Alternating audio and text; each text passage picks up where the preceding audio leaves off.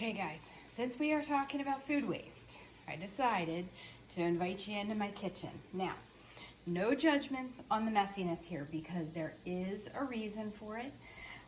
This is sort of my life and the way I choose to cook and grow things. So right here we have basil, beautiful basil from our tower, a bag of kale, there's a bag of lettuce, and a bag of Swiss chard.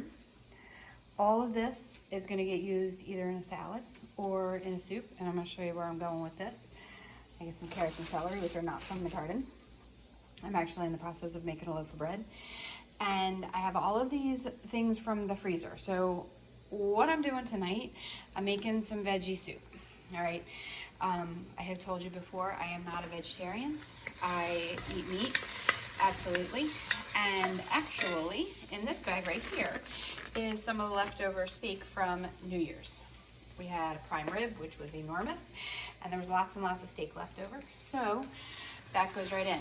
All right, so in the pot, there's some leeks from the garden, onions. Celery and carrots are not from the garden. They had to come from the grocery store. It's just the time of year. Over here in this pot, this is beef stock. And if we were in school, I would be teaching you how to make stock. But since we're not in school right now, this is what I do. So the bones from the beef, if you can see in there, again, it's not necessarily personally appetizing just to look at it like this, but it's good stuff. So from that beef roast that we had for New Year's Day, I took the bones from the roast and tossed them in some water with some salt, parsley from the garden, some thyme from the garden, and all those veggies in there are all of my veggie ends. So again, I'll come back over here. I have methods to my madness, I promise. So over here, I have a pile sitting here. So I just chopped an onion, I had some celery, some carrots. This is a little bit of bok choy that I had left over that I found in the fridge. Those ends. This is totally trash free. This will go into a freezer bag for stock for the next round of stock I make. These are tomatoes that came from my garden. So I roast those and freeze them, and they look a little freezer burnt, but they will be just fine. I have some purple green beans, which are amazing and fun when they grow in the garden, but I freeze those. I have some leftover jalapenos.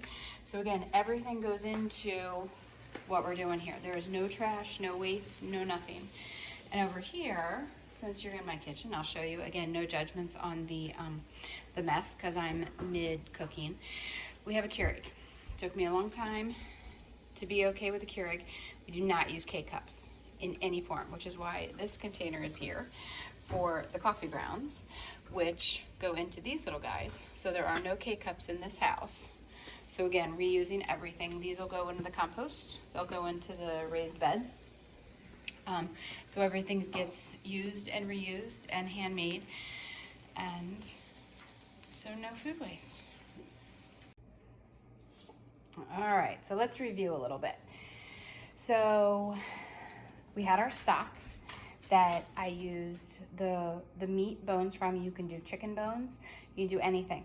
I never, ever, ever throw anything like that away. I would rather make it myself than buy it at the grocery store because I know what's in it. There's still some actually left over, so I can use something else with that. Soup is going. It just looks super healthy. It's got all those different colors in it. There's definitely some meat for my carnivores. Basically pennies this soup cost with a ton of flavor, and using a bunch of vegetables that you may or may not use normally, or are sitting in the bottom of your freezer and they're about to get thrown out. Over here I have, so there's some dried thyme from school. You can tell my freshman from last year labeled the thyme since it should be THYME, but we took the thyme and we took the parsley from, again, reusing jars.